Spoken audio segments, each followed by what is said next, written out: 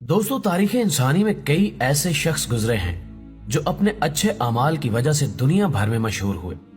इंसानी निगाहों ने उन अफराद को भी देखा जो एक मसीहा की तरह लोगों के दुख दर्द में शरीक होते। ताहम ये धरती दो तरह के इंसानों से मिलकर बनी है। एक गिरोह नेकी की तरगीब देता है, जबकि दूसरा गिरोह शैतान का पैरोकार कहलाता है।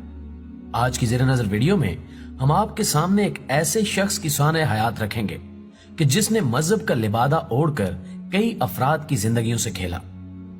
रूस की सरजमीन पर पैदा होने वाले इस शख्स ने रूस की हजारों औरतों को जिनसी हवस का निशाना बनाया।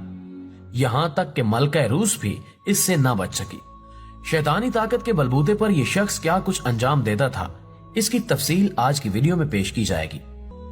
मुझे देखो, मेरा मामला खुदा के साथ ऐसा है कि अगर तुमने मुझे बोसा दिया तो तुमने खुदा को बोसा दिया, और अगर तुमने मुझसे झूठ बोला तो तुमने खुदा से झूठ बोला।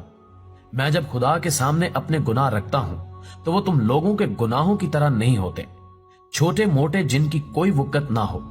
मेरे गुनाह यह हक रखते हैं कि उन्हें माफ किया जाए। नाज़रीन मोहतरम, ये अल्फाज हैं उस शख्स के जिसने अपनी ताकतों से पूरे रूस को अपना मुरीद बना लिया था। शैतानी अमाल का बहुत बड़ा पैरोकार, जिसे दुनिया ग्रिगोरी रास्पुटिन के नाम से जानती है। इस शैतान ने हवस के उस बाजार को जन्म दिया जिसकी तारीख शर्मनाक और होशरुबा मानी जाती है।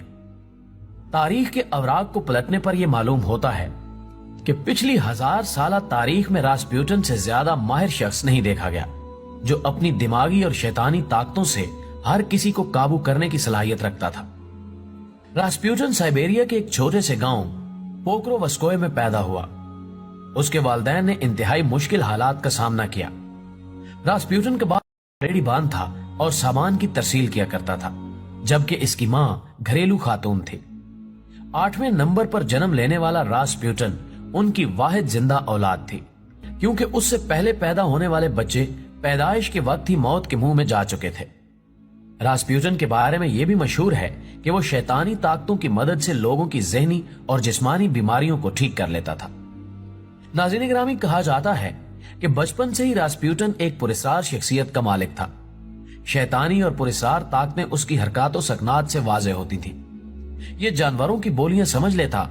इस शोबे में उसे घोड़ों से बातें करना पसंद था। एक दफा मकामी इलाके के एक शख्स का जानवर चोरी हो गया। वाक़े की इतला मिलने पर रास्पुटिन ने वहां के जानवरों से तफ्तीश के तौर पर बातचीत की। जवाब मिलने पर यह पुरस्कार बच्चा उस चोर के घर जा पहुंचा और चोरी किया गया जानवर बरामद करके ले आया। इस वाक़े ने मकामी अफराद में और ना ही कोई हुनर सीखा। चोरी की जाने वाली रकम ही इसका सरमाया होती और रास्पुटिन इसी पर अपना गुजर बसर करता। इसकी मकरूज सोच उसे सभी बद आदतों समेत एक बड़ा रूहानी पेशवा बनने पर उकसाती।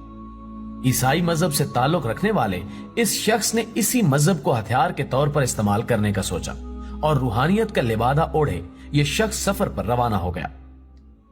मुअज़्ज़िज़ दोस्तों, रास्पुटिन ने 1886 में रूस के अबालिक नामी एक कस्बे में क़याम किया, जहां उसकी मुलाकात प्रास्कोविया डुब्रोविना नामी खातून से हुई।